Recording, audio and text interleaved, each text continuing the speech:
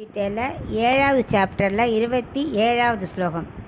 இச்சாத்வேஷ சமுத்தேன த்வந்த்வமோகேன பாரத சர்வபூதானி சம்மோகம் சர்க்கே யாந்தி பரந்தப. இப்போ இதுக்குள்ளே அர்த்தத்தை பார்க்கலாம். பகவான் சேராத ரெண்டையும் சேர்த்து காட்டுற தன்மை உள்ளவர். இப்போ நரசிம்மர் நரனாகவும் இருந்து சிங்கமாகவும் இருந்தார்ல, அது ரெண்டு சேருமா? நம்மளால் பண்ண முடியுமா? முடியாது. ஆனால் அவர் என்ன பண்ணார்? கருணையை பிரகலாதன்ட்டையும் கோபத்தை ஹிரண்யகசிபுட்டையும் ஒரே சமயத்தில் காமிச்சார். ரெண்டு கண்கள்லேயும் ஒன்றில் கருணை ஒன்றில் கோபம். அது மாதிரி சேராத தன்மை சேர்க்கிறவர் தான் பகவான்.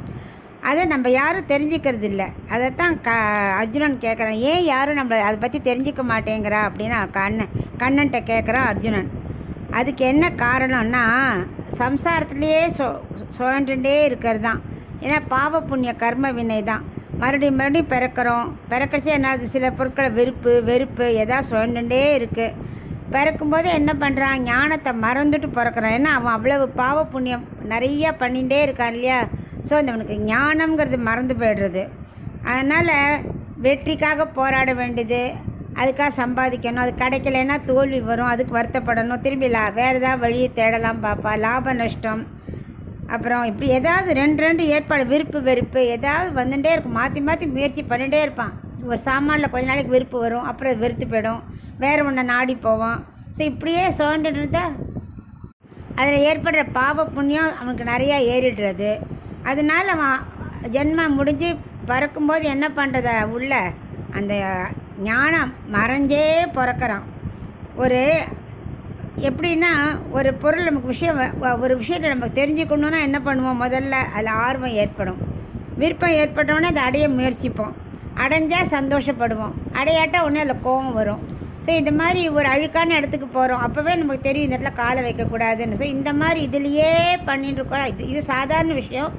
ஒரு பெரிய பொருள் அடையணுன்னா நல்ல வழியில் பண்ணி அடைஞ்சு தான தர்மம் பண்ணாலான்னு புண்ணியம் வரும்.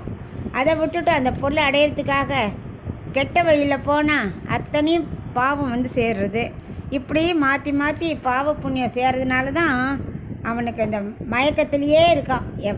இந்த ஜென்மா முடிஞ்சாலும் அடுத்த ஜென்மா வரைச்சே இந்த ஞானங்கிறது போய் இந்த பழைய வாசனை ஒட்டிண்டு அதோடையே பறக்கிறான். அதனால் அவனுக்கு வெறுப்பு விருப்பு அதெல்லாம் இல்லை, வந்துட்டே இருக்கிறனால அவன் என்னை தெரிஞ்சிக்கவே மாட்டேங்கிறான். இதுக்கும் மேலே தெரிஞ்சவா 2 பேர் இருப்பா. ஏன்னா அவள் ஆச்சாரியரை அடைஞ்சு அவள் சொல்கிறபடி கேட்டு ஞானிகளாக இருப்பான்னு சொல்லியிருக்கேன் என்னை முன்னாடியே அப்படிங்கிறார்.